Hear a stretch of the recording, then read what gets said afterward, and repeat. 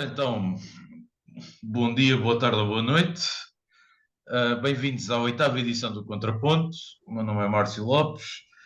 Aproveito para dizer olá ao Carlos Levezinho, que está do outro lado. Olá, Olá, meu caro Carlos. amigo. Estás bom, Márcio? Estamos Ótimo, aqui pá. no Tudo. nosso oitavo episódio, oitava edição. Tu normalmente dizes edição e eu digo episódio. Eu acho que é mais episódio porque isto depois, décima, quando chegarmos ao décima, acabamos a primeira temporada e começamos a segunda Tudo temporada. Por Ok. temporada, Não exatamente. Por sabia isso é que disso, se mas calhar é a fica a segunda saber. edição. Mas depende, whatever. Estamos aqui no Exato, nosso oitavo encontro, quanto mais não seja. exatamente. Nosso oitavo encontro. E, bom, temos aqui dois temas bastante interessantes. Por um lado, as 24 horas de loucura de Trump, que vão continuando, isto são 24 horas que vão durar pelos vistos 4 anos. Meu Uh, Deus. e depois teremos, para um segundo tema, vamos falar um bocadinho de política nacional. Mas vamos começar pelas 24 horas de Trump, ou seja, 24 horas que nunca mais acabam, de uma política que vai neste momento é uma verdadeira política de espetáculo. Desde conferências na Sala Oval com Elon Musk e os seus filhos, uma verdadeira sessão de pugilato diplomático a Zelensky. Depois, ontem, uma nova sessão em que ainda por cima incluiu partilhar planos secretos militares com jornalistas por engano. Pois eu Uh, ouvi isso hoje de manhã no Camilo Lourenço, sabes que eu ouço o Camilo exato, Lourenço de exato. manhã e ouvi, pá. Já agora, um bem-aja ao Camilo Um bem-aja ao Lourenço. Camilo, Camilo, se nos estiveres a ouvir, ainda podemos fazer uma parceria Exato, no teu canal, se quiseres, Camilo. exato. Um bem-aja ao Camilo pelo seu trabalho e que efetivamente é um dos podcasts de referência em termos nacionais. Pelo menos para mim é a par do Epá, outro. ele tem muito, ou seja, ele tem um canal com muitos programas. Eu, eu, É, eu ouço é. de manhã, que é o mais conhecido, que é ao nascer do dia, e gosto de ouvir, especialmente porque há muita coisa com a qual eu não concordo. Por isso é que eu gosto de Sim, ouvir, mas que aprendo sempre bastante, e claro, há sim, coisas sim, que eu concordo, obviamente. obviamente. E depois acho que ele faz um trabalho muito interessante na área de especialidade dele, Sim, que é sim. realmente a questão do jornalismo económico, claro, também político, e ele faz ali um apanhado da política e da economia, e depois a questão que é muito importante, que é da literacia financeira, Sim. financeira e económica. E realmente gosto de ouvir, porque ele, como nós. Ele, pá, faz, não manda dizer para ninguém. Ele vai Diz. ao espectro todo dizer o que tem a dizer e, pá, pronto, tem sido uma referência. Mas ele tem outros programas muito interessantes, alguns até mais direcionados para a literacia financeira também. Portanto, aqui, mais do que um programa, é um canal. A Corte Mulher é Exatamente. um canal. E pronto, mas isto para dizer, Camilo, Exato. um grande abraço. Márcio, continua. E, portanto, eu ia-te colocar aqui duas coisas. Uma questão muito simples. Epá, o que é que a gente faz? Epá, o que é que a gente faz? Epá, Márcio. Quando nós estávamos aqui a decidir os nossos pontos de conversa, não é? A nossa ordem de trabalhos ou a nossa ordem do dia, Epá, não, que eh, isto não é a Assembleia de Freguesia, não é? rapaz. Mas aqui os nossos pontos de conversa, eu acho que esta questão das 24 horas de Trump, primeiro, pronto, as pessoas devem ter percebido, as 24 horas são um bocado irónicas, porque uma das grandes promessas dele, como outras, era a questão que todos nós ansiamos, que é em 24 horas acabar com o conflito Rússia-Ucrânia. Que ele dizia que acabava em 24 horas. Bom, como nós sabemos, e como nós verificamos, tal não aconteceu e tal não era possível. Contudo, eu acho que essas 24 horas que depois se transformam, não sabemos em quanto tempo, mas em muito, sintetizam o que tu disseste e que já falámos no episódio anterior e que tu disseste que é tal política espetáculo e não nos podemos esquecer da origem dele, não é? Ele, pá, um grande empresário, nomeadamente na área da comunicação social também e com programas e com uma aparição mediática tremenda e é assim que ele chega à política. E realmente ele transformou a política na política espetáculo. E eu aqui vou, porque já falámos isto no último episódio, mas eu vou aqui para a questão destas 24 horas. Até que ponto uma promessa política que declaradamente as pessoas percebem que não é verdadeira pode ser completamente indiferente para o eleitorado. Ou seja, ou, por um lado, ele ao dizer uma série de coisas que eu vou fazer assim, assado, não é só a questão do conflito armado, são outras. Depois a questão todas as questões das sanções, depois afinal já não é bem assim, e, mas ele gera um soundbite, ele dá espetáculo, ele ao menos é ouvido, e para aquele momento aquilo serve. Mesmo que as pessoas em segundo momento de pensamento pensem, ele se calhar não consegue na verdade. Epá, mas ao menos ele disse, ao menos ele fez.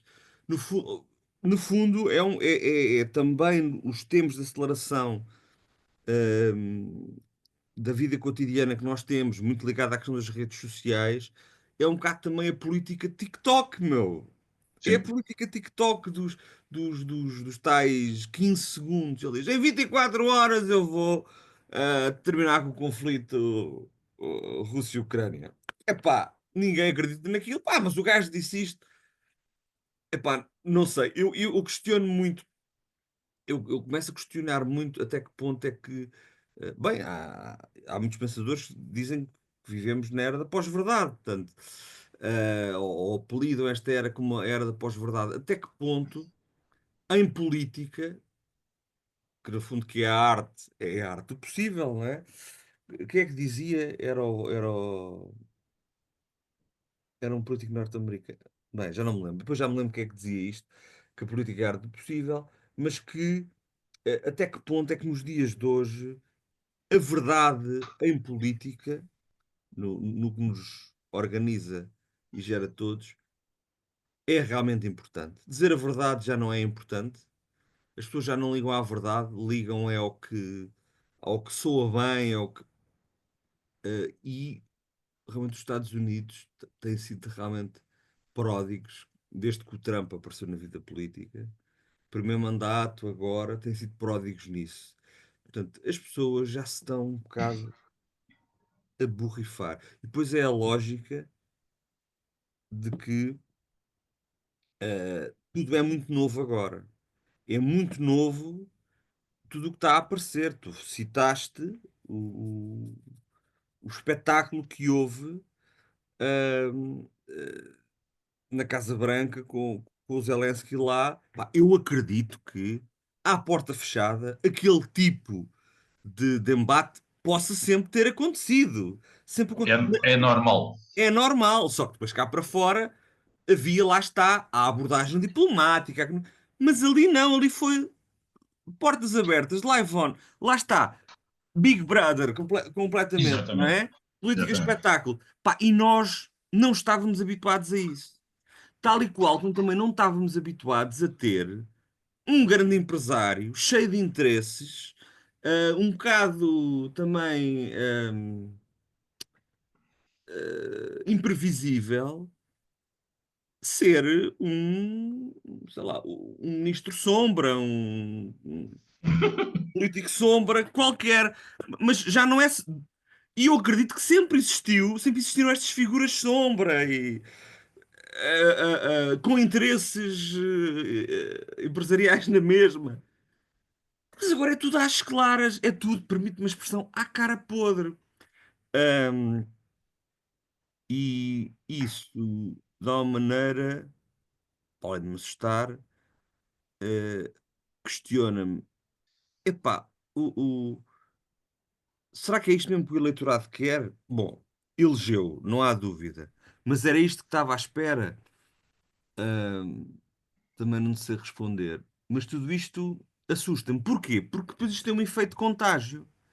E, por exemplo, os Estados Unidos já tiveram um efeito contágio muito grande para ahm, o Brasil. Pronto.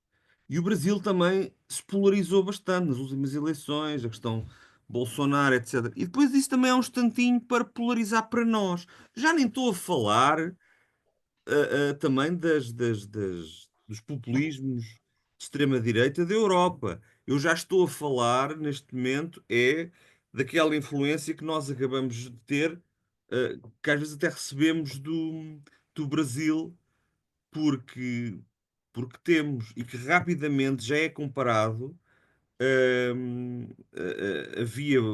Havia Bolsonaro, solidariedade com Trump, André Ventura, André Ventura, também completamente na linha de Trump. Isto, qualquer dia está aqui outra, está cá desta maneira completamente declarada, pá, que é o vale tudo, que é o. hum, Aliás, o André Ventura já faz política TikTok completamente. Aquilo Sim, é tudo importado muito já lá. rapidamente. Mas o André Ventura, a gente já lá vamos. A Vai, gente vai. já lá vai, mas pronto, exatamente. Exato. Mas eu rapidamente queria dizer que tudo isto me preocupa, porquê? Porque estas 24 longas horas de Trump, para além de serem, e já nem vou, provavelmente falarás tu disso e muito melhor do que eu, para todas as implicações que já falámos de segurança e defesa, do mundo, eu ia mais por esta lógica de uma alteração de paradigma no fazer e estar em política. Os Estados Unidos sempre marcaram o passo de muita coisa, e, e vamos andar aqui com o coração nas mãos, digo eu, ahm, bem mais do que 24 horas. São 24 longas horas. Eh, 24 longas horas que serão 4 anos. Bem yeah, longos. é isso. Pronto, epá, para já era o que eu queria dizer, porque depois eu já fui saltar ali um bocadinho ali a outro tema, porque acho que preocupa-me a forma de fazer política nos dias de hoje. Sim, sim. Aliás, eu gostava de começar por uma coisa. Eu acho que neste momento aquilo que nós estamos a viver é, em termos de relação Europa-América, é uma relação entre a velha Europa e a nova América. Pois, Pronto, que é a nova, o que é esta nova América? Esta é uma América que, apesar de ser a potência dominante, que sempre foi, ahm, sobretudo a partir da Segunda Guerra Mundial, esta América de Trump é a primeira América que não tem pudor em querer assumir que é uma potência dominante. Até aqui, qualquer presidente dos Estados Unidos sempre influenciou em muita política mundial, a política europeia, a forma como se construía a diplomacia, mas fazia-o sempre de uma forma quase envergonhada quando chegava a assumir o Estado dominante. Ou seja, os Estados Unidos era uma potência dominante que procurava nunca assumir que o era, mas que o era na prática, quer pela via económica, quer pela via militar, quer pela via diplomática, assumia esse papel, essa preponderância, essa hegemonia, daí aquela expressão de Bill Clinton nos anos 90, os Estados Unidos, a polícia do mundo, uh, portanto, uma atitude clara de potência dominante, mas que depois procurava nunca sê-lo abertamente. Com Trump isso acabou, claramente. A entrada nas sanções, como clara forma de obrigar os países a sentarem-se à mesa para negociar com Trump aquilo que convém aos Estados Unidos e não aos países em questão, esquecendo-se claramente Trump que quem paga as sanções são os americanos, não somos nós, nem são os canadianos, nem são os mexicanos, nem são os chineses. pois.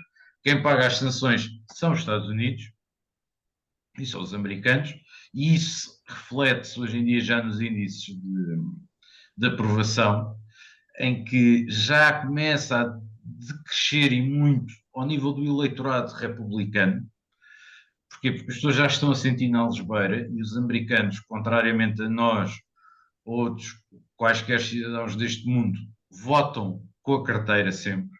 Portanto, se Pois. tiverem dinheiro, se tiverem a ganhar, eles votam nesse presidente e não interessa se ele é bom ou mau. Depois, do outro lado, pá, estamos a ter o choque entre a realidade política americana e, sobretudo, a realidade que se tenta passar e chama a atenção para uma observação atenta dos canais das redes sociais da Casa Branca. E aquilo é realmente um terror, mas humoristicamente falando, é fantástico. É matéria-prima. É matéria. E o exemplo perfeito é o caso da conferência com o Zelensky, cuja atitude já tinha começado uma semana antes com o Macron. Só que o Macron conseguiu fazer uma coisa: o Macron conseguiu envergonhar o Trump. Por causa da questão do apoio financeiro à Ucrânia, em que o Trump começou a dizer: mas vocês estão a emprestar dinheiro e vão recebê-lo. E o Macron tem um gesto que é pôr a mão em cima da perna do Trump e dizer: não, não, nós estamos a emprestar, mas é 60% a fundo perdido. Pois. Só vamos receber 40%. E viu-se que o Trump ali ficou hiper embaraçado. Na semana a seguir recebe Zelensky e sobe a parada. E toda a gente assistiu àquele espetáculo. Aquilo é literalmente a pior coisa que alguma vez se pode fazer na vida a um líder político, seja ele de que país for, e ainda para mais de um país que está em guerra. Ao ponto de ter até um jornalista a perguntar ao Zelensky porque é que o senhor não usa fato. Exatamente. E ele até. O que você estava a perguntar isso? Tipo. Quer dizer, isso é que é importante. Não. Mas, por outro lado, se nós olharmos à conta oficial da Casa Branca, toda a conferência é Trump a defender os Estados Unidos perante o trafulha da Ucrânia. E depois, Zelensky expulso da Casa Branca porque não soube respeitar o presidente norte-americano. E a pessoa começa a olhar aquilo e pensa: claramente vivemos numa realidade Paralela? distopiana. Não, distopiana, completamente. Isto é o multiverso. É o multiverso da política. E claramente fez-me lembrar um livro escrito por um grande amigo meu, há uns anos atrás, que foi a tese de mestrado dele, que é um querido amigo meu chamado Gonçalo Capitão, que escreveu um livro, portanto, 2001 ou 2002, já não consigo precisar, intitulado Videodemocracia. Olha que engraçado. É uma tese de mestrado, é muito boa, está belíssima. Aliás, eu não conheço nada escrito por Gonçalo que seja mau. E ainda por cima, com o prefácio do professor Marcelo Rebelo de Sousa, que foi o orientador de tese dele. Olha que bem, fixe. E naquela altura já ele chamava a atenção da política do soundbite, a importância de manter o cidadão, tratar o cidadão como espectador e, portanto, mantê-lo preso ao noticiário e mantê-lo preso a soundbites muito rápidos, muito curtos, 10, 15, 20 segundos, 30 no máximo, em que tu dizes tudo numa frase. E que é a frase que fica. O que hoje a malta chama aí do microconteúdo. Exatamente. E efetivamente, Trump leva isto, quase faz-me lembrar aquela velha expressão do Spinal Tap, que é o dialed up to 11. Quer dizer, que é tudo levado ao expoente máximo. Tem um preço? Tem, claramente que tem. Tem o preço de, por um lado, a Europa ter sido apanhada nesta sua velha teoria de que nós não precisamos de gastar dinheiro com a defesa, se tivermos um problema, os americanos vêm cá e resolvem, nós não precisamos ter que nos preocupar. Aliás, um bom exemplo disso foi a notícia de capa do Diário de Notícias num dia destes desta semana, que comparava o desinvestimento que ocorreu em Portugal entre 2014 e 2024, num período de 10 anos, o desinvestimento que ocorreu na defesa, se não tivesse ocorrido, em termos de cortes orçamentais, Portugal hoje estaria acima da meta dos 2% da NATO. Pois. Se não tivesse Só havido. para termos aqui esta noção, e não estamos a falar de um período muito extenso, quer dizer, se nós olharmos aos últimos 30 anos, então esta realidade é muito mais gritante. Depois, por outro lado, epá, a própria forma como a Europa tem olhado para o seu tecido económico, tem olhado para a investigação e tem olhado para a capacidade de retenção de talentos, de registro de patentes, de tudo isso, nós estamos a viver uma verdadeira sangria bilateral, porque nós perdemos talentos diários para os Exatamente. Estados Unidos e para a China. E agora, repescando o nosso querido amigo Camilo, precisamente uma das coisas que o Camilo chamava a atenção de umas edições da Cor do Dinheiro era o facto da BID ter anunciado baterias para os seus carros com um carregamento rápido em 5 minutos. Pois, eu também ouvi esse. Pá, que isso coloca, a ser verdade, Pá, coloca os uma, chineses vão dominar este. uma pressão enorme sobre o Bloco Europeu, os construtores europeus, e numa fase em que os construtores europeus não estão a passar uma boa fase, desde a Volkswagen, a BMW, a própria Mercedes, não estão a passar uma fase simpática e colocam uma pressão enorme ao mercado norte-americano, nomeadamente àquele senhor que entra com o filho às costas e que decide onde é que se corta agora tudo, que de repente parece que eles eram líderes de mercado e deixaram de o ser a esta velocidade. Ou seja, claramente, a Europa tem que pensar muito seriamente em mudar de caminho, mudar de estratégia. Por um lado, nós não podemos estar à espera que os Estados Unidos venham cá resolver os nossos problemas, isso é impensável. Sim, isso aí acho que é daquelas coisas que há, Não, há um efeito colateral, mas que, ao menos que sirva para abrir a pestana. exatamente. E, portanto, a Europa não pode continuar com isto, com esta filosofia. E nesse caso, e nesse sentido, por exemplo, o novo chanceler alemão mostrou e muito bem que, bom, isto vai ser diferente a partir de agora. Tem que E ser, não deu, é? e deu um toque de caixa muito importante. Ainda mal tinha, nem sequer, mal tinha acabado de ganhar as eleições, não tinha tomado posse. Depois, por outro lado, o próprio Macron nota-se que já está tem uma postura muito diferente dentro da Europa.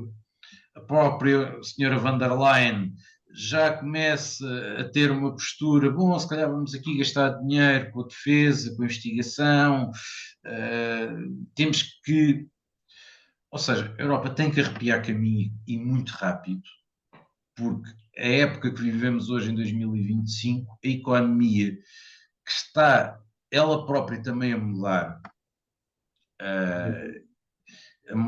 de uma economia de mercados para uma economia de plataformas, onde tudo é muito rápido, tudo é muito imediato, leva a que, por um lado, a Europa, no seu global, tem que reformular a sua visão da economia e da relação com as empresas, da relação com a investigação e da relação que os Estados devem ter com essas mesmas empresas e com quem faz investigação. Depois, por outro lado, a Europa tem que pensar seriamente uma coisa: a Europa não pode continuar a ir à boleia nem dos Estados Unidos nem da China. Nós temos que pensar uma coisa: no tempo do Muro de Berlim, dizia-se que o objetivo da Europa era tapar o comunismo, travar o comunismo ali, travar o bloco de leste. Hoje em dia, a obrigação da Europa tem que ser travar a China. porque senão nós vamos acabar por ser completamente economicamente absorvidos Completamente. Epá, pela o- China e depois, como é lógico, numa guerra económica entre dois titãs, quem não souber ser titã vai acabar por ser espezinhado. completamente. Nós estamos no meio, a Europa está assim no meio a ver bola para um lado, bola para o outro. Ou seja, é na inteligência artificial, é nos carros, ou seja, é pergunta-resposta de Estados Unidos, China. Pá, e eles vão andando para a frente, como estavas a dizer, do ponto de vista de investigação, desenvolvimento, tecnologia, que depois muito rapidamente altera a economia e o mercado, e nós sempre a correr atrás do prejuízo. E com o risco de, como dizes, de sermos esmagados. Porque depois repara, o mercado de trabalho, o trabalho que é o sal da vida, não é? Isto também vai mudar muito rapidamente. As profissões vão se transformar, isto vai ter um impacto brutal, e muito acelerado, e, e vamos ter que estar nessa linha, quer dizer, é preocupante, concordo contigo, é preocupante, mas lá está, pode ser que este abanão sirva para esses novos posicionamentos de alguns líderes na Europa. Sim, Pode ser que sim, sim. sim, claramente. E espero que as pessoas comecem a perceber e prestar atenção. Ah, epá, e claramente vamos ter que arrepiar caminho na Europa, todos estes 27, que parece que por vezes não conseguem ver para além dos seus interesses nacionais, e ainda por cima onde começa a imperar uma lógica de nacionalismo e de ultranacionalismo pela Europa fora. Um, espero que rapidamente saibamos todos em conjunto perceber que, ok, é muito giro, muito engraçado, temos um discurso de campanha nacionalista, proteccionista, de defender aquilo que é nosso. Outra coisa é quando falamos numa esfera supranacional em que efetivamente o que acontece de mal a um influencia todos. Claro. E portanto a Europa aqui vai ter que encontrar de uma forma muito rápida e espero inteligente soluções que permitam enfrentar novos desafios em termos económicos durante os próximos, eu não diria 4 anos apenas, mas eu acho que a Europa tem que pensar num plano a longo prazo, um pouco à chinesa. Nós temos que aprender com os nossos adversários e, sobretudo, perceber onde é que eles são fortes e perceber se eles são fortes ali, nós também podemos ser, e se calhar temos que aprender a ser Não, e como tu com eles. disseste, nós temos cérebros para isso. Temos, claramente. Porque Cérebros e nós mãozinhas. formamos, porque a questão é esta: nós vamos ver as universidades europeias, os grandes talentos são formados cá, dentro da Europa. Dentro em termos da física, da química, da ciência aeroespacial, telecomunicações, informática, os grandes talentos são formados cá, dentro da Europa, Sim, sejam oriundos ou não da Europa, mas e há vêm cá. aquela, e há aquela abordagem da qualidade. Nós conseguimos conferir mais qualidade, à... Perdemos-los é a seguir. Diz? Perdemos-los é a seguir. Perdemos é a seguir. Pronto, consegue-se fazer coisas com. Consegue-se fazer pessoas, processos e produtos, com qualidade. Só que depois eles vão e são aproveitados Por outro lado. por outro lado. Para quem lhes dá condições e condições de progredir e tudo mais. Eu tenho condições de progredir. Como é que progride o nosso país com eleições todos os anos? Belíssima entrada, Carlos. Agora, Ah, ah. grande finta, hein? Ganda fita. Grande finta. Já há bocado, eu estava naquela assim, isto está mesmo a jeito para entrar. Ah, Outra vez arroz? Exato, outra vez arroz é uma coisa.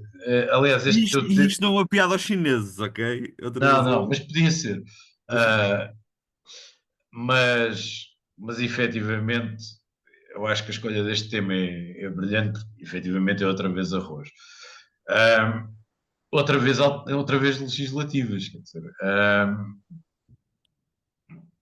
Eu nem sei por onde é que hei de começar. Por isso eu passo-te a bola. Pá, pronto, é assim. Se quiseres que eu comece, eu começo. Olha, eu começo por dizer que 70%, acho que são 70%, se não são 80%, mas vá, são 70% dos portugueses, numa sondagem de opinião, não queriam estas eleições. Eu posso dizer, declaração de interesses, eu incluo-me nesses 70%. Já somos dois. Pronto. Porquê? Porque acho que ninguém vai ganhar com isto. Nenhum dos protagonistas políticos. ah, e nenhum, quer dizer, nenhum, há aqui uma exceção que é capaz de ganhar. Mas nenhum ganha, as instituições não ganham e essencialmente Portugal e os portugueses ainda ganham menos com isto. Ora, o único que ainda vai ganhar alguma coisa com isto. Porquê? Porque é o que capitaliza, é tipo, é o canibal, com a destruição do sistema, que é tipo um abutre, né? Que é o André Ventura, pá, e todos os seus seguidistas. Eu aqui não estou a falar do eleitorado dele, estou a falar dos eleitos. O Sim, eleitorado sim. dele pode-se ter enganado, pode ter sido iludido, etc. Não... Enfim, agora, naturalmente, isto é péssimo, acho, na minha opinião, isto é péssimo. E podia-se ter evitado isto, de várias formas. Pronto.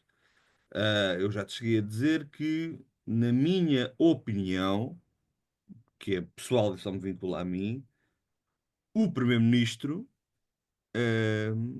pá, fez uma coisa que foi, ou procurou fazer uma coisa, foi antes sequer de entrar para presidente do PSD, até, que foi, pá, resolver a vida dele, fazer como achava que tinha que fazer, etc. E assim o fez. Problema. Vivemos tempos de comunicação social que vai atrás de tudo e mais alguma coisa. Vivemos tempos em que ah, um partido como o Chega também vive é disto, de querer criar casos e casinhos e de julgar em praça pública. E não é só isso, e criar um ambiente tóxico. E o que eu acho é que o Luís Montenegro, quando viu isto a acontecer, já tinha havido um sinal, acho que foi logo na altura das eleições, com a situação da casa, pá, que ele lá esclareceu, etc. E aquilo, o assunto ficou por ali, mas já o foram buscar outra vez. Há sempre, porquê? Porque o clima é podre. O clima que é criado é de que, olha, como os funcionários públicos são todos os malandros e os empresários são todos uns vigaristas uns vigaristas e uns mauzões, estas ideias feitas Não, camarada. Olha que não, olha que não, olha que se não. generalizam, Exato. são, são alimentadas ad nauseum Sim. por uma certa comunicação social e por um determinado partido neste momento em Portugal. Pronto. E depois o problema é que partidos como o PS, partidos como até o PCP, depois mordem estes iscos. E acho que o Luís Montenegro, pessoalmente, o gajo disse: como é que isto é possível? Ele próprio foi apanhado de surpresa. Porque eu acho que se ele tivesse reagido, isto agora do lado dele, se tivesse reagido logo, algumas ações que demorou a ter, tivesse reagido logo, porque eu penso assim, então, mas espera aí, a cena do passar, estava com o nome da mulher, tinha a empresa o nome da mulher e dos filhos. Epá, eu acho isso relativamente natural. Agora, porque a mulher era casada com ele, pá, o regime, ok, o que é para resolver? Só que depois aquilo cria-se um ambiente tão estranho e tão que já vão espiolhar a vida toda que eu acho que o único. o único problema, não tenho palavra melhor, foi o se calhar ter demorado um bocadinho a ter arrumado com o assunto. Ah, porque eu acho que ele achou que fez as coisas bem e até fez. E se havia alguma coisa que não estava bem feita, era simples, resolvia-se.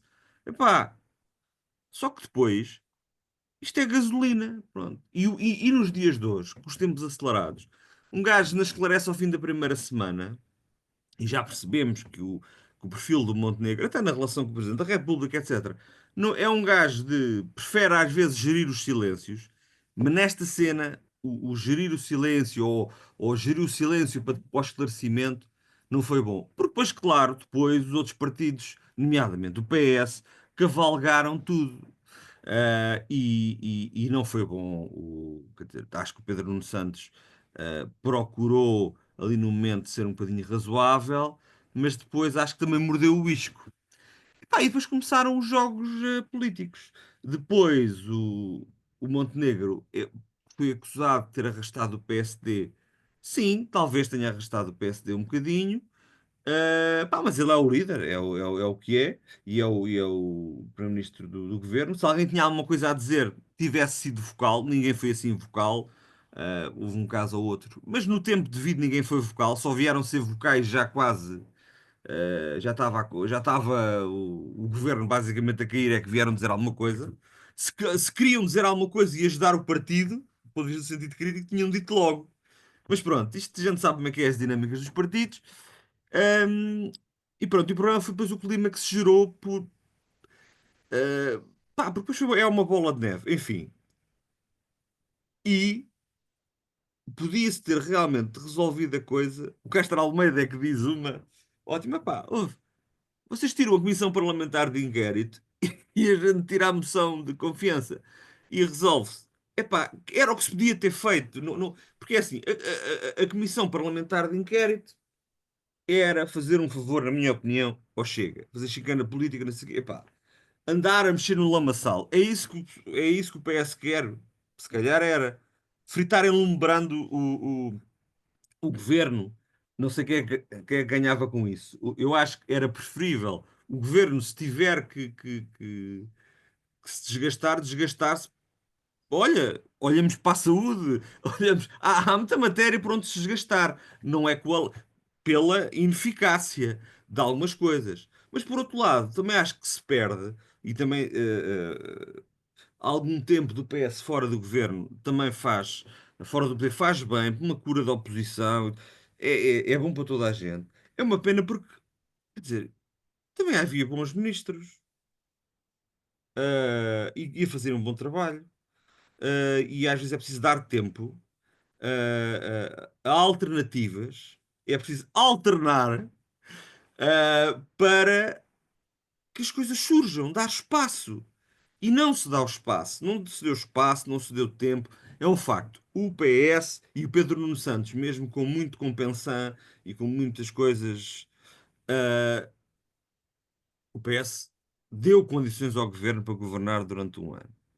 Mas assim que pôde, agora mandar abaixo ou forçar a tónica, um forçou, o outro também forçou e pronto. Eu acho que não havia razões para isto, do ponto de vista, digamos, material e até ético. Não havia razões para estarmos a mandar abaixo um governo. Ah, e o PS podia ir muito bem.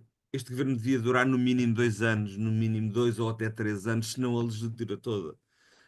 E eu acho que o Pedro Nuno, se fosse inteligente e realmente quisesse vir a ser Primeiro-Ministro no futuro, pá, ele aproveitava era este tempo para reorganizar as coisas, na mesma negociar, porque o PSD, dentro do possível, foi sempre acolhendo coisas. Isto só é bom para quem? Para o amigo Ventura. O amigo Ventura, em vez porque agora a malta pensa, eles são todos uns.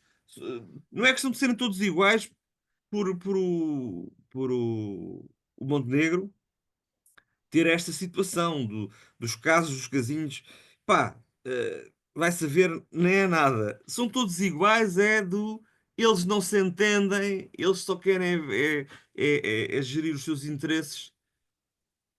E esta narrativa na boca, eu disse agora aqui, na boca do André Ventura, para os ouvidos do eleitorado dele, ou daquele eleitorado que é mais sensível a isto, epá, realmente PS e PSD não se entendem, não conseguem, não sei o quê. Epá, olha, vamos mandar isto abaixo. Portanto, mais 50. Vamos é ter o voto destrutivo. O voto destrutivo é, em vez de eles terem 50, terem 60.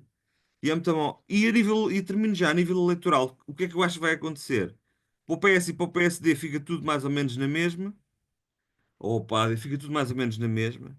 Se calhar, e então isso, se calhar o PSD volta a ganhar, mas fica isto tudo muito parecido. Isto não é para ninguém. Porquê? Porque já se percebeu que o PSD, pá, o PSD, a AD ocupou o centro político, que é onde a maioria dos portugueses se revê, mas depois ao mesmo tempo só consegue olhar à direita. À direita, o único partido novo que se consegue falar é o IEL, mas o IEL não tem o mesmo que tem o Chega. Não conseguindo falar com o Chega, o que é que vai acontecer? Das duas, uma. Ou tínhamos um PS que realmente conseguia. ahm, Há quem diga que depois a moção de censura foi. A moção de censura não, a moção de confiança foi uma provocação. Então e a comissão de inquérito também não foi? Epá, se fôssemos responsáveis, era, epá, vamos lá pôr isto como deve ser o país e deixemos de merdas. E não foi isso que aconteceu. Isto vai ficar tudo mais ou menos na mesma, à exceção do Chega que em vez de ter 50 vai ter 60. E o Pedro Nuno perde com isto. Perdemos, se calhar, bons ministros que agora dizem assim: epá, eu não quero saber disto para nada. Ou se calhar, não. Eu vou dizer quem é que são os três ministros. O Castro Almeida, acho que com a cena destes, dos fundos europeus, do PRR, com a experiência que ele tem, e com o bom senso, acho que o homem certo no lugar certo. A da justiça, pá, muito boa, e acho que eu vi muita gente a escrever, pessoas, professores e pessoas que até são centro-esquerda, a dizerem declaradamente que ele tem sabido ouvir, tem sabido ceder, negociar, explicar, também explicar o que quer fazer. É um indivíduo que, no fundo, que é um académico, mas que tem demonstrado boa capacidade eh, política e técnica. E é uma pena perderem-se alguns ministros aqui. Pá, outros, que isto é como em todos os governos, outros não estavam tão bem, naturalmente eles depois iriam ser remodelados, isso faz parte, etc. Agora, pá, não havia necessidade nenhuma. É que se o PS pensa ganhar uma coisa com isto, não ganha. E vai-se ver, nem o Pedro não ganha. O Pedro não tinha ganho muito mais, se ele queria dar uma coisa futuramente, em fazer uma boa oposição, a tentarem, tal qual como a situação dos professores, e ele depois tentou posicionar-se, epá, nas coisas que são positivas, tentar posicionar-se também como um parceiro, não é? Ah, não sei. Fico muito desiludido em ter eleições, é o que eu posso dizer. E não é que eu seja apoiante deste governo, nada disso. Mas acho que era bom para a democracia e para o país continuarmos com um governo, com este governo, fazer a legislatura normal, ou o máximo que fosse possível. Isto não, isto ao fim de um ano, isto é estar a. Olha, estar a gozar com quem trabalha. Exatamente. Pronto, e calmo. Que isto deixa-me doente. Pá, isto realmente é um daqueles temas que tenho muita coisa para dizer e tentar ser rápido e conciso. Bom, em primeiro lugar, uh, esta história de Spinum de Viva versus realidade, e isto é tudo expultado pela questão da Spinum de Viva, prova duas coisas. Nós claramente vivemos num país em que estamos muito pouco habituados a políticos que têm coisas próprias. Criou-se aqui uma ideia de que os políticos têm que ser quase uns frases franciscanos ou saídos diretamente das listas do IRP para ser primeiro-ministro e habituados apenas e tão somente a fazer carreirismo político ou partidário.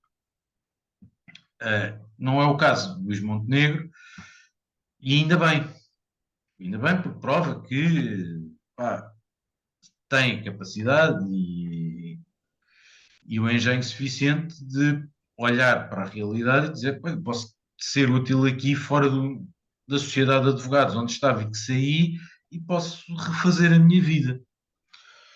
Como todos nós o temos que fazer, porque a realidade é esta. E, portanto, essa é a primeira coisa.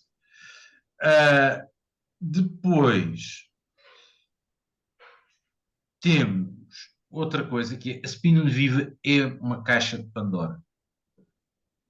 Não no sentido de estar repleta de irregularidades. Aliás, a investigação jornalística provou por A mais B que não havia matéria de crime. Sim, sim. Portanto, não havia matéria de crime, não havia ilegalidades. Poderia haver algumas irregularidades, mas mesmo essas, a percepção e a opinião jurídica sobre ela varia de jurista para jurista, portanto, não há um consenso Não, sobre, e coisas, sobre essas deixa-me só acrescentar, irregularidades. e coisas que podiam ser perfeitamente resolvidas, e provavelmente elas. Exatamente. Portanto, só por isso já prova que, por um lado, a CPI nunca teria pés para existir. Primeiro, porque não houve abuso da função de Luís Montenegro enquanto Primeiro-Ministro. Portanto, a CPI logo por aí não poderia existir. Em segundo lugar, a CPI existir para averiguar crimes. Bom, quem compete fazer isso é a Procuradoria-Geral da República e o Ministério Público. Exatamente. Não é uma CPI. Nem tampouco a CPI existe, e aqui eu dou toda a razão do mundo, Luís Montenegro, neste ponto de impedir, ou tentar impedir ao máximo que a CPI se tornasse uma realidade. Porquê? Porque o que queríamos ter era a mulher de Luís Montenegro e de pôr os filhos de Luís Filho, Montenegro pá. e de pôr André Ventura com um discurso de arauto da verdade. Para quê? Para Era nada. lama só Para lama. nada. Isto não iria acrescentar nada. Okay? Portanto, e aí acho que Luís Montenegro fez bem em jogar a moção de confiança. O timing é o correto. Talvez sim, talvez não. Já ouvi opiniões internas que deveria ter sido logo na primeira hora. Outros achavam que não devia ter feito, já que o PCP avançou logo com uma moção de censura ao governo a seguir à intervenção, à declaração pública de Luís Montenegro no sábado. E, portanto, se a moção de censura cai, logo está reforçada a confiança do governo, portanto já não faria sentido. A realidade é tão somente esta. E recordo aqui os argumentos do líder de bancada do PS, que me parece ser um bocadinho mais intelectualmente astuto do que o secretário-geral do Partido Socialista, em que dizia: bom, nós votámos contra a moção de confiança porque este governo não fez em 10 meses nada na área da saúde nem da área da habitação. Bom, em primeiro lugar, é difícil fazer em 10 meses aquilo, resolver um problema em 10 meses que o PS em 8 anos não conseguiu resolver, quer na área da saúde, quer na área da habitação. Mas, por outro lado, a mesma intervenção comprova uma coisa: comprova que este governo estava a governar. E bem, Na saúde, não. A na saúde teve saúde, 60 claramente, dias. na saúde, claramente estávamos e estamos e vamos continuar a estar, seja lá o Seja governo quem que for. for, vamos continuar a ter um problema muito grande. Porquê? Porque nunca se atacou o problema na hora certa. Foram-se criando, Estamos. foram-se criando problemazinhos ao longo destes 20, 25, 30 anos. Têm sido cumulativos. Foram-se criando problemazinhos para disfarçar um problema que não se consegue resolver. Portanto, essa é uma questão óbvia. Na questão da habitação é simples, quer dizer, quem constrói uma casa sabe perfeitamente que é impossível construir uma casa em 10 meses. Portanto, quanto mais construir, não sei quantas mil que faltam em Portugal. Isto é impensável. Não, isso a política de Portanto, habitação estes é outro argumentos, capítulo. esta argumentação do PS é uma argumentação que prove uma coisa. Para a liderança do PS e para Pedro Nuno Santos, isto foi a oportunidade perfeita para o assalto ao pote. Porquê? Porque a realidade dentro do PS é esta. O PS, sem estar no governo, é um partido que neste momento tem muita dificuldade em sobreviver. Em Ou em, afirmar-se. ou sentir-se vivo. A realidade é esta. Nota-se claramente no PS, quer dizer, e dentro da máquina administrativa atual, da máquina governativa, a quantidade de tentativas de intromissão de pessoas do Partido Socialista para dentro de gabinetes do governo, atualmente. Claramente estão completamente agarrados à máquina governativa e têm medo de largar a máquina governativa e não conseguir sobreviver politicamente longe disso. Politicamente e materialmente. E Porque há pessoas que materialmente. não têm profissões. Exatamente.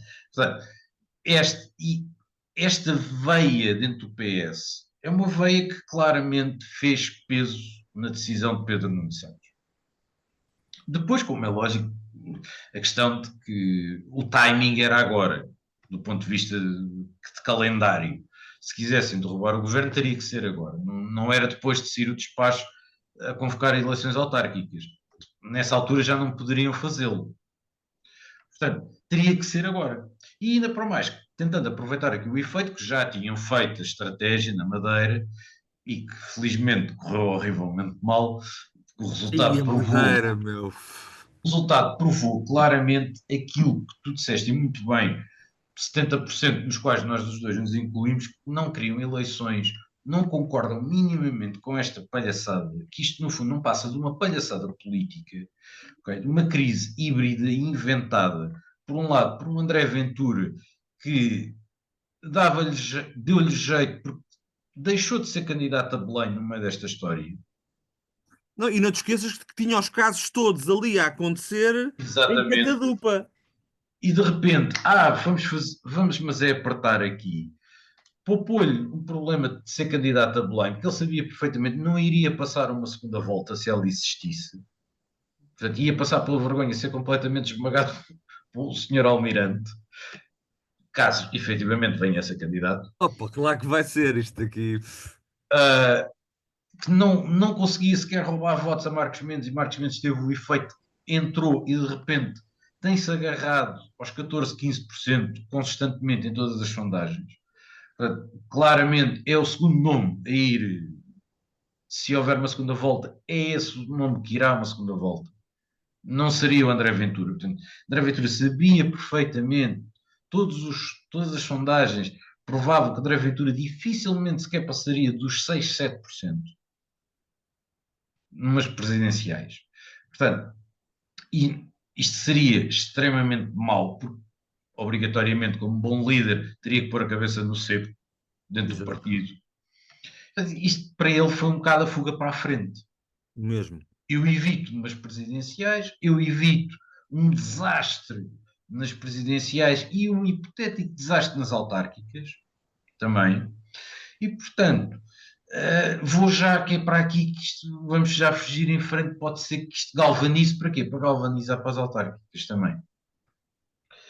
Depois, uh, esta história, esta coisa de os políticos são todos iguais, isto é um argumento clássico e base de como deitar abaixo uma democracia. É denegrir as instituições e os seus titulares. Destruir. É uma lógica para destruir. Denegrir as instituições, de que as instituições servem todas para colúdio uns dos outros, e de denegrir os titulares não pela sua incapacidade ou por erros de gestão que cometam no exercício das suas funções, mas por dizer que são todos corruptos. É. E Ponto. neste momento, e a comunicação social adora isto, meu. Adoro isto. E depois, Adora isto. há aqui uma coisa, que é uma frase do André Ventura de dizer: a corrupção que vivemos hoje é resultado dos 50 anos de democracia. Bom, claramente o André Ventura leu sobre o Estado Novo num livro, de certeza absoluta, não escrito por Fernando Rosas, nem por Rui Tavares, nem por Ricardo Para os Pires. historiadores todos de esquerda. Exatamente. Claramente deve ter lido por um livro escrito por Rosa Casaco ou outra, ou outra figura qualquer do Estado Novo que dizia que aquilo era tempos maravilhosos. Porquê? E ainda bem, no outro dia o Pacheco Pereira se relembrou isto.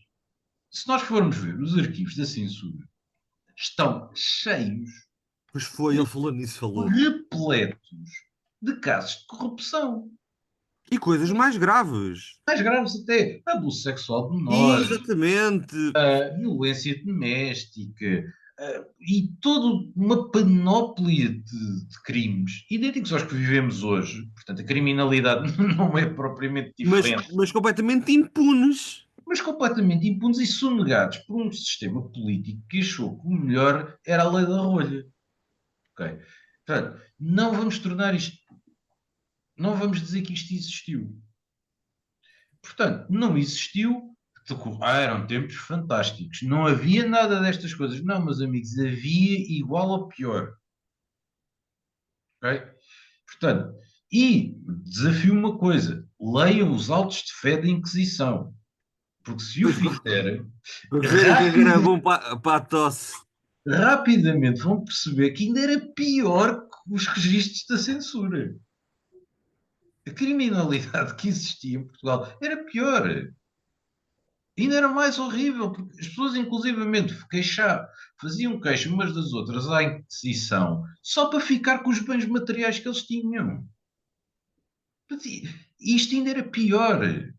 Ou seja, o que nós vivemos hoje, claro, muito difundido graças às CMTVs desta vida, às E não só. CNNs desta vida, e aos outros canais muito imediatistas, como é lógico, precisam de encher tempo e sem estas notícias não conseguem encher tempo, nem conseguem ter audiências.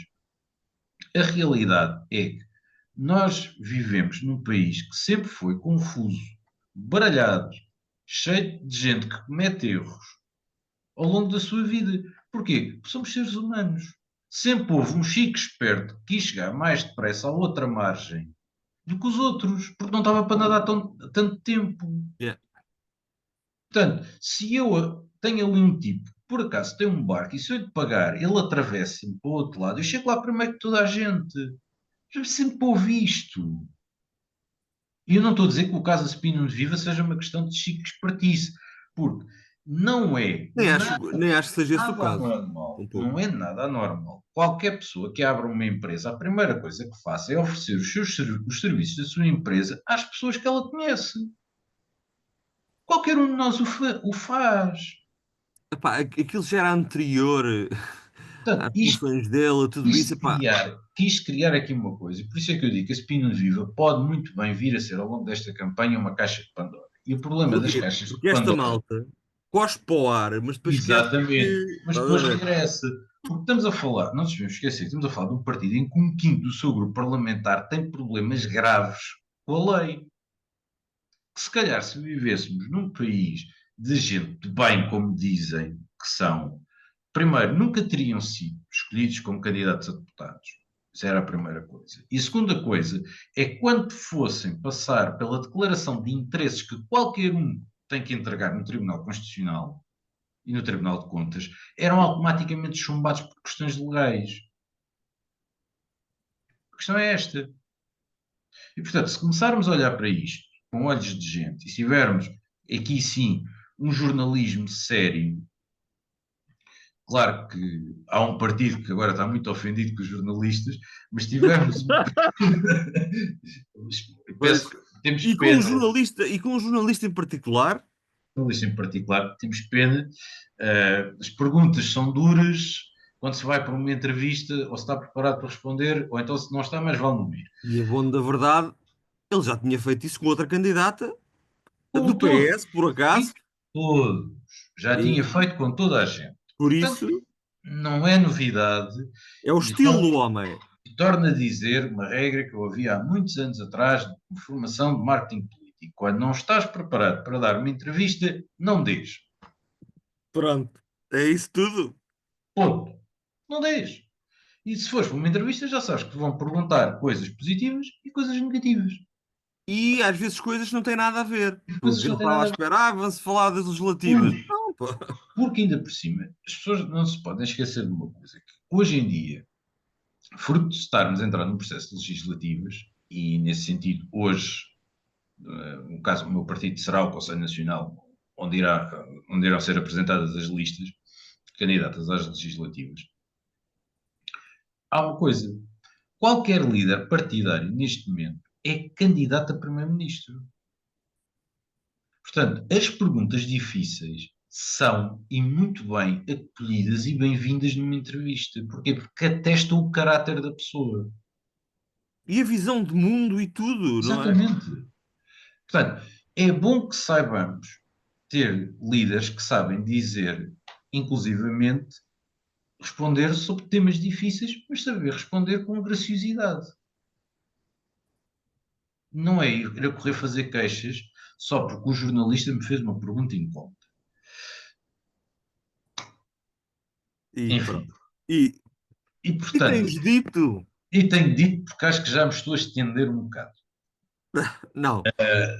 sobretudo aqui em consumir tempo. Agora, claramente, isto vai ser um tema recorrente durante a campanha. E é pena, porque não vamos falar daquilo que realmente importa. Porque o que importa é certo que muito foi feito em 10 meses, uh, nem sempre, algumas coisas nem sempre bem feitas e algumas coisas nem sempre foram na direção certa. Mas muita coisa foi feita. Mas há Sim, sem muita mais dúvida. coisa para fazer. A questão é essa, é que ainda há mais coisas para fazer. E efetivamente, nós vamos passar este período até o dia 18 de maio a falar de coisas que não têm nada a ver com o futuro do país, que não têm nada a ver com aquilo que falámos no ponto anterior e que é uma coisa que é extremamente importante. E aqui tiro o chapéu à liderança da Iniciativa Liberal, que ainda mal tinha acabado de cair o governo, já estava a falar precisamente da importância de se falar da defesa, porque há compromissos que o país vai ter que assumir no futuro. E o que é importante num cenário destes? É um país que não quer a NATO Pois. ou um país que quer a Europa e a Olha, NATO? não vamos falar da Ana Gomes, está bem? Porque a Ana Gomes depois também se. Pronto. Não, não, não vamos falar Não da vamos falar da NATO. Ana Gomes, mas a Ana Gomes, insuspeita, Sim, é daquelas que fala justamente da necessidade de nós termos e recuperarmos a nossa indústria de defesa. sim, sim. Epá, e eu estou sempre a bater nisto. É que, inclusivamente, é na defesa que se desenvolve mais tecnologicamente. Olha, Pá, não quer dizer que a gente esteja a pensar em ir fazer guerra. É ter esse poderio. E esse poderio, ou algum desse poderio, claro que a malta do bloco, é a indústria da guerra. Opa, eles hoje têm internet graças à guerra. graças à ARPANET, né? Exatamente. À defesa americana. Até a própria indústria aeroespacial. Tudo isso proporcionou o GPS que tu hoje tens. O facto de se estar a desenvolver para fins de defesa, que claro que a defesa depois também pode implicar a guerra, obviamente, a defesa tem que ser vista como a forma de evitar a guerra. Exatamente. Paralelamente, estás a desenvolver tecnologia e podes estar a desenvolver para outros tipos de produtos. E não só, e estás a desenvolver uma coisa que é extremamente importante, que é conhecimento e investigação, É isso, desenvolvimento tecnologia, tecnológico. são patentes. São patentes que podem ser utilizadas exclusivamente na esfera da defesa, mas são patentes que podem ser utilizadas na esfera da defesa e no nosso dia a dia. A guerra para a humanidade está, e se nós olharmos para a guerra ao longo de toda a história da humanidade, a guerra está para a humanidade como está a Fórmula 1 para a indústria automóvel. É Pois. lá que nascem aquilo que depois se vai tornar o comum. Okay? Boa metáfora. Uh, Desde não só a parte bélica, propriamente dita, mas nós vamos olhar os cuidados de saúde, os cuidados primários de saúde, os cuidados de emergência melhoraram muito graças Todas as questões de proteção civil, às guerras. Proteção civil, redes de telecomunicações, os tempos de resposta, os tempos de aviso, todas estas coisas têm sido desenvolvidas graças ao facto de ter havido, por um lado, a ARPA, que foi desenvolvida, mas por outro lado, outras experiências que sim, foram sim, há ocorrendo imensas, sem e dúvida. perceber que isto é. Tá, não podemos achar que um país investir na defesa não é para fazer guerra, é precisamente porque o seu vizinho Evitar, do lado não se lembre de fazer guerra. exatamente. O propósito é este. O efeito dissuasor.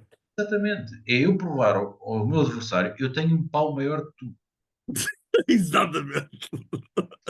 Eu tenho um pau maior do que tu. E quando eu te bater com o meu pau, vai-te doer. Exatamente. Portanto, não venhas para cá que eu não te quero bater. Pronto. Deixa de estar aí e eu aqui. Pronto. Exatamente. Pá, e vamos ter relações bilaterais, vamos falar, vamos conversar, até podemos ter relações económicas, mas esta realidade tem que lá estar presente. Epá, yeah. Infelizmente. E se queremos efetivamente sobreviver a um esmagamento entre dois titãs económicos, nós claramente temos que investir em algum lado. Neste momento é urgente, fruto daquilo que se passa na Ucrânia, investir na defesa. Infelizmente é a realidade. Não houvesse guerra na Ucrânia, se calhar estaríamos a falar em tecnologia, inteligência artificial, robótica apenas e por aí fora. Não. Neste momento, fruto daquilo que se passa na Ucrânia, é urgente para a Europa investir na sua defesa. Também passa por apostar na inteligência artificial, também passa por apostar na robótica, também passa por muita investigação em muitas outras áreas. Mas isso, acreditas que todas essas estão lá na defesa? Exatamente. Estão lá já. Estão Coisas que completamente. nós nem imaginamos. Estão completamente ligados, completamente ligadas na defesa e neste momento, em boa parte, a Ucrânia também tem sido um proving ground de muita coisa. Mesmo dentro da indústria defensiva, a Ucrânia já trouxe evoluções muito grandes em certas e determinadas áreas, Pois, acredito. percebes? Muita coisa. E não é. Podemos Sim, porque falar, eles indústria. infelizmente estão no terreno a ter que É no fazer. terreno. Podemos falar, é na indústria do armamento. Sim, é óbvio, óbvio que sim, é na indústria do armamento. Mas dentro da robótica e dentro, sobretudo, dentro do espaço dos drones, em particular, Exatamente. Os drones então têm sido uma coisa.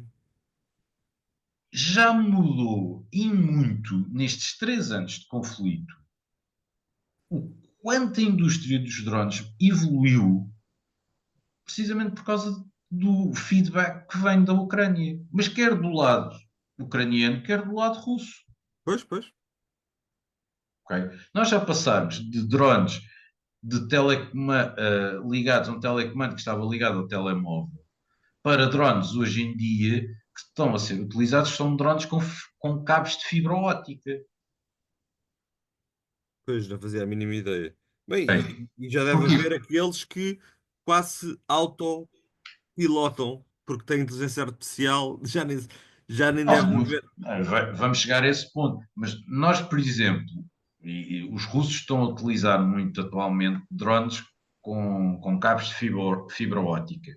Porquê? Porque o que se estava a utilizar era uns bloqueadores de sinal que eram utilizados, que baralhavam os sistemas de navegação e, portanto, cortavam o feedback da ligação entre o drone e o operador. Os cabos de fibra óptica, estamos a falar de drones com bobines, com cabos de 10 km de fibra óptica, não é nada barato. Pois, Neste momento, uh, estão a ser utilizados precisamente porquê? Porque impedem esse bloqueio. Porque é uma ligação fechada. Como é uma ligação fechada, impede. Ou Mas seja, eles nós chegam estamos, lá e cortam o fio. nós estamos a dar loops Sim, sim, isso é. enormes. Portanto, há aqui essa premência, essa necessidade, mas essa premência e essa necessidade também depois vai espalhar ao resto de outras áreas, porque vão influenciar. E Mas lá está. é Mais uma fundamental. vez, a Europa tem que conseguir agarrar o comboio neste campo. É isso Gastar mesmo. dinheiro em investigação, gastar dinheiro em caçar talentos.